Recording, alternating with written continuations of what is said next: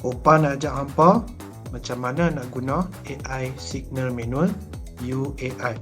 Okay, so first kali korang tekan menu ataupun home and then tekan start.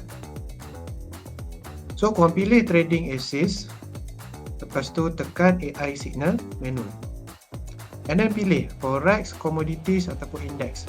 Macam Opa of course prefer gold lah. So pilih time frame yang mana yang hampa nak.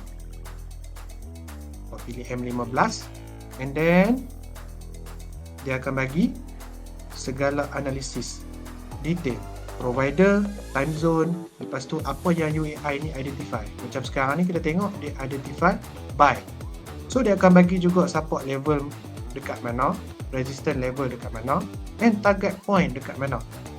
Dan juga yang paling best, dia akan bagi tips, entry tips dekat korang. So ini memudahkan korang lah untuk compare analisa ataupun untuk korang buat entry berdasarkan UAI.